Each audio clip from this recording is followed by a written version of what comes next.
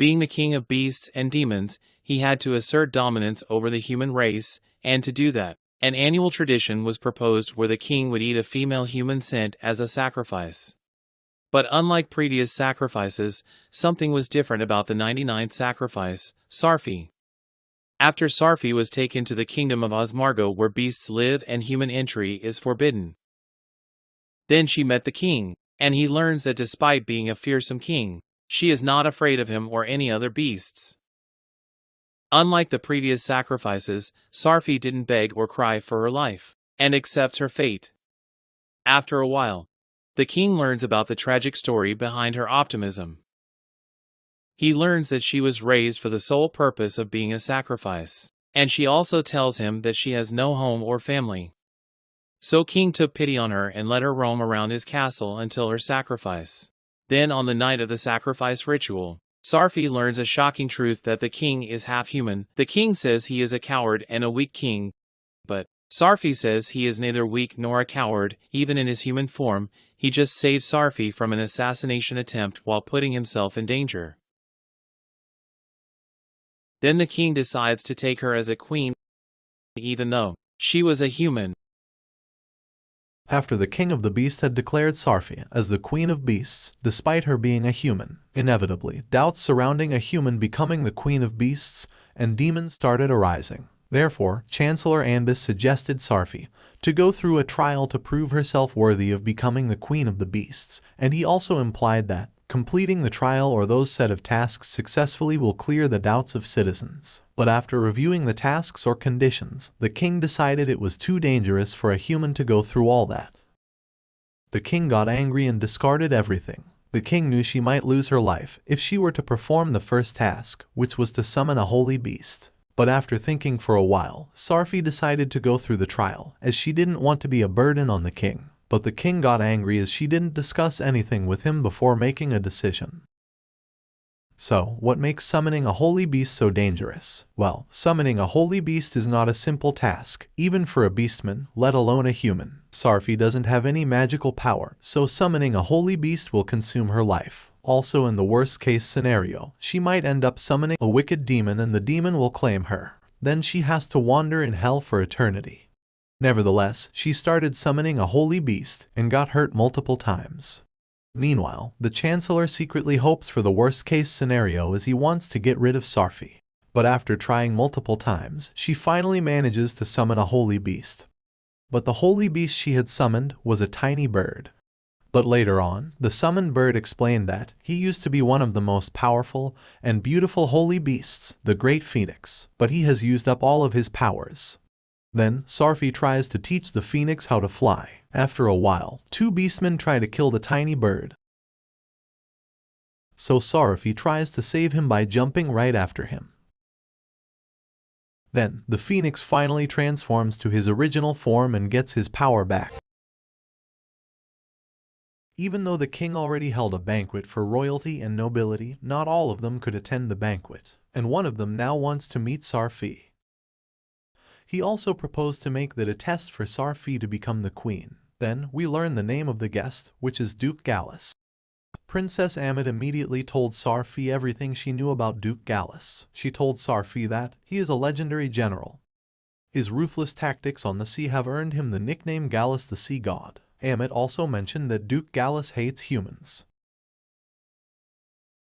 Then, Jormungand asked Anbis if all of this was his plan, but Anbis denied everything. Jormungand also mentioned that making a human lady host a banquet is practically inviting her to blunder. Then, Anbis implied that Sarfi's existence might become king's death someday, and vows to eliminate her before that happens. After that, Sarfi asks the king if the duke was really scary, to which he replied that he hasn't met him before, but if something displeases him, he might even turn his sword against his king.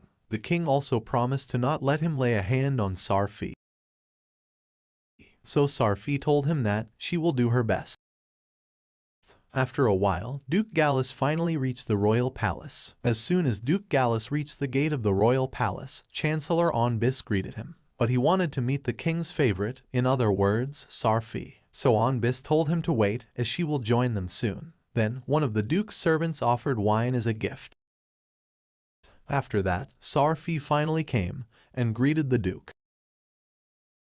The Duke suddenly got angry after seeing Sarfi, a human. At first, he refused to believe that a human was the queen, but then the king came and assured him that this was no joke, and Sarfi is indeed his future queen. But then the Duke started disrespecting Sarfi, so the king got angry. But Sarfi somehow diffused the situation. Then, Sarfi started showing Duke around the palace.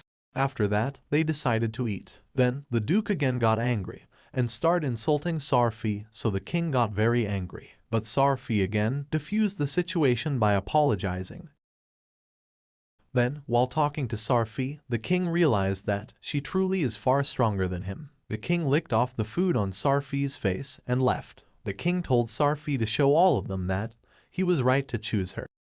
Then, Sarfi asks the Duke for a dance, but he refused. But after learning about the ordeal or test, Duke allowed his servant to dance with Sarfi in his place. Then, the old servant asks her if she was hesitating to touch his hand because of his looks. But Sarfi's answer surprised him. She told him it was because you look like you must be in so much pain. Then he explained that he received those wounds over a century ago. After talking for a while, the old man implied that Sarfi has fallen in love with the king, which made Sarfi blush. Then the Duke interrupted the dance by attacking his servant. Then he tries to kill the servant, but Sarfi blocks him. He advises Sarfi to move, but she stood her ground. Then, the Duke implied that she cannot become a legitimate queen if she fails this test, and he has her fate in his hands. So she apologized to the king and said, "It looks like I can't be your queen after all." The Duke was surprised to see that she gave up her power and status to save his old servant. Then, Sarfi mentioned that if she becomes queen like this, she might have to leave the king someday, and she wants to become someone who can stand by his side with her head held high. Then, Sarfi asks the Duke if he was really the sea god. Then the king saved Sarfi from Duke's attack, and surprisingly, the old servant blocked the Duke's attack with just one hand. Then, we learn that the old man is the real Duke Gallus, and he explained why he carried out that plot. Well, he wanted to test Sarfi as the next queen. Then, he implied that he was prepared to face any punishment, but he begged the king to spare his men's lives. Then Sarfi asks the king, "Do we really need to punish them? I mean, I'm not hurt or anything." Then the fake Duke asked Sarfi if she was angry, as he said a lot of awful things about her. But she replied, "But you didn't mean it, did you?" But the king decided that punishment was necessary for deceiving the king and insulting his beloved. Then the king ordered them to swear perpetual allegiance to him as their punishment. And Duke Gallus happily accepts the punishment and swear allegiance to the king, and he also mentioned that they will protect and support their future queen Sarfi. Then, the king requested Sarfi to never say, "I can't become your queen," or something like that ever again. He also explained that he wants Sarfi to be his queen and his wife, which made Sarfi blush. Although Chancellor Onbis tried to convince the king to dismiss Sarfi as the future queen, the king wasn't convinced at all. Well, if you remember, Sarfi actually refused to be the queen, although it was to save the servant of Duke Gallus, or the real Gallus in this case. It was against the rules. Then, Sarfi learns about the Forbidden Library, which only royalty can enter, and she became very curious about the Forbidden Library. After that, she started searching for the nearest library to find the next volume of the book she was reading. She came across Chancellor Anubis, who showed her the way to the library. Suddenly, Onbis had the idea to kill Sarfi and make it look like an accident. But before he could kill Sarfi, he suddenly collapsed and became unconscious. While unconscious, we can see a flashback of his childhood with the king and how the king once saved his life. After a while, Onbis finally woke up and saw Sarfi, but instead of thanking Sarfi for saving him, he got angry at her. But surprisingly, during the next council meeting, Onbis suggested that they should respect the royal will and continue to test Sarfi's worthiness as a queen. By the way, if you're enjoying the recap, then a sub to the channel would be massive. Sarfi learns about the first king and queen from Klops and Sai. Then she also learns about the Grand Consecration and its history. Then she learned that the king was getting dressed for the Grand Consecration, so she immediately heads to the dressing room to see the king. After seeing the king, Sarfi began complimenting him. So, the king angrily asked everyone except Sarfi to leave the room. Well, he wasn't angry at all, but he was a little embarrassed. As we learned in the first recap, the king, Leonhart, is half human and loses his beast form and powers on Knights of Revelation. So Sarfi brought the king some food to eat. Then the king explained to Sarfi how nervous he used to be about people finding out his secret. But ever since Sarfi came, he has become more confident as a king. On the day of the grand consecration, Sarfi was stunned to see that the king didn't get his beast form back. It was because of the storm that blew away all the miasma. By the way, miasma helps the king to retain his beast form. So everyone, including Chancellor and Judge Seto, started looking for the king. Seto also orders the guards to search the altar chambers. As we know, the king was actually hiding there. After that, Jormungand came across Sarfi and asks her if she has seen the king, to which she replied that she hasn't seen him either. Then, the king started to turn back into his beast form, but the king hears someone coming. So, Sarfi quickly ran to the entrance to prevent anyone from entering. After that, she met Judge Seto, and his guards tried to forcibly move Sarfi from the entrance. But the king intervened and stopped the guards from touching Sarfi. Then the king decided to address his citizens without wearing any fancy dress, as there was no time. Traditionally, for the grand consecration, the king must address his people or citizens wearing the attire of the first king. But the king manages to win over his citizens with his inspiring speech. Then the king told Chancellor Onbis that it was Sarfi's plan, so Onbis implied that he was very impressed and praised Sarfi. After a while, during a council meeting, Onbis implied that, from now on, Sarfi will be the acting queen consort, but she must perform all of a queen's public duties. He also mentioned that, if she fails to perform the queenly duties properly, or if she ends up tarnishing the king's reputation, then Chancellor Onbis will send her back to the human realm. Then, Chancellor Onbis also implied that, if she declined the offer to become the queen, she can stay with the king, but as his pet. After thinking for a while, Ben-Nu encouraged Sarfi to hold her head high and take on the challenge, and become the queen. So she finally decided to become the queen and overcome obstacles. The king was quite pleased to hear that Sarfi was ready to become his queen. After declaring Sarfi, a human, as the acting queen of the Beast Kingdom, the king started receiving letters from different parts of the kingdom. These letters expressed various opinions and concerns about the new acting queen. Meanwhile, envoys from different parts of the kingdom also wanted to meet with the king to discuss the matter. Chancellor Onbis, who had been closely observing the king, noticed that he had changed after the grand consecration. After witnessing a large number of envoys who had come to meet the king, Princess Amit became concerned about Sarfi's well-being. She couldn't help but wonder if the new acting queen was handling the pressure and scrutiny that came with her new position. So, Princess Amit decided to go and check on Sarfi to see how she was doing. But Amit was surprised to see that Sarfi was doing just fine. Later on, as Princess Amit spoke with Sarfi, she learned that, although Sarfi was quite nervous about her new role, she had decided to remain strong and determined. Sarfi knew that there would be challenges ahead, but she was determined to face them head-on. In order to show her support, Princess Amit began crafting charm amulets for both Sarfi and Jormungand.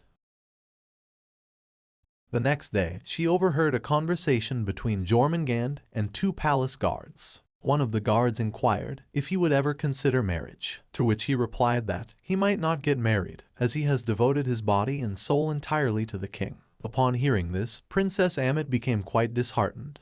As Amit gave the charm amulet to Sarfi, Sarfi saw Amit holding another charm amulet. After learning about the situation and Amit's feelings, Sarfi encouraged her to give the amulet to Jormungand. However, Amit was hesitant to do so, as she was unsure of how he would react to the gesture. After some hesitation and encouragement from Sarfi, Princess Amit finally mustered the courage to present the amulet to Jormungand. To her relief, he was grateful for the gift and thanked her for the thoughtful gesture. By the way, if you are enjoying the recap, a sub to the channel would be incredible. After a while, we can see Sarfi and the king going somewhere in a carriage. Then, we learn that they are going to Sarbal, a vassal kingdom to the Ozmargo kingdom. The reason for Sarfi and the king's journey to Sarbal was to fulfill Sarfi's first duty as acting queen. It was to bestow blessings upon the newborn baby of King Tet and Queen Kalra. After the passing of the previous queen, it had been the responsibility of the priests to perform the blessings. However, as the acting queen, it was now Sarfi's duty to bless the newborn prince, Kalkara. Despite this, Queen Carla made a request to the king to refuse the right of blessing. Well, she did not want a human, or in this case, Sarfi, to touch her newborn child. After that, the king and Sarfi finally meet King Tet and Queen Carla. Sarfi greeted King Tet and Queen Carla.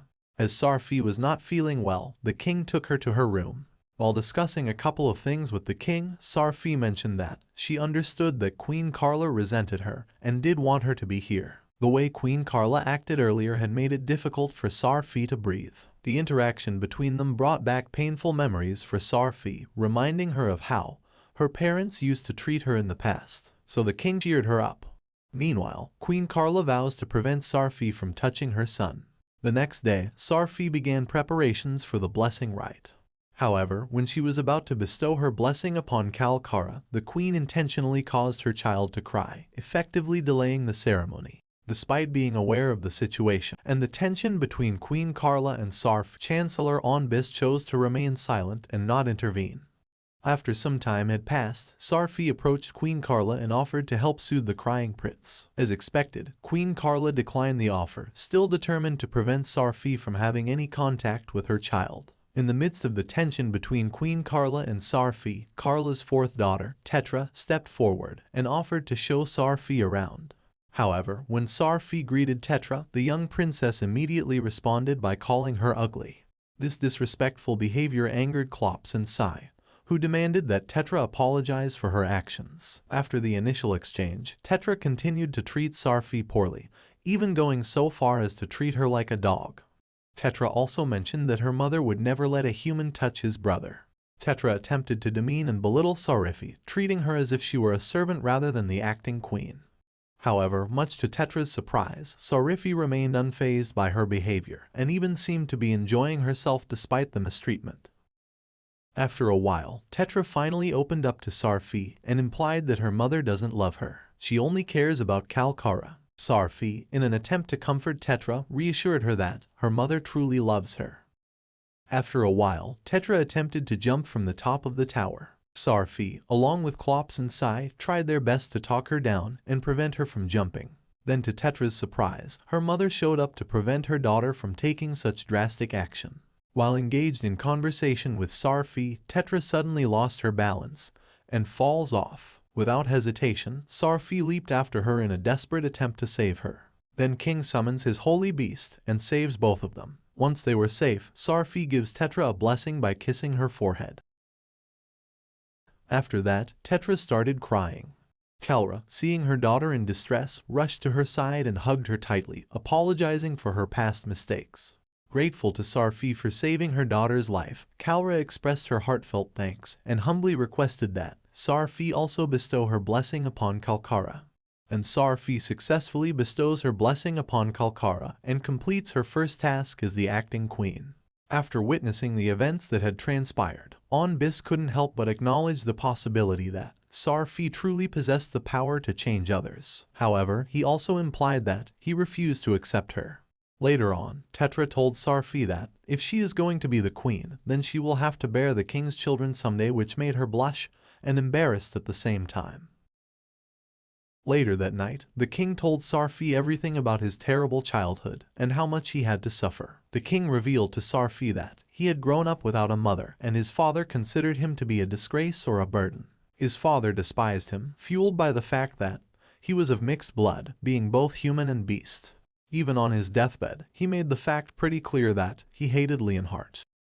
Sarfi became sad after hearing all this, so the king consoled her. After that, the king and Sarfi kissed.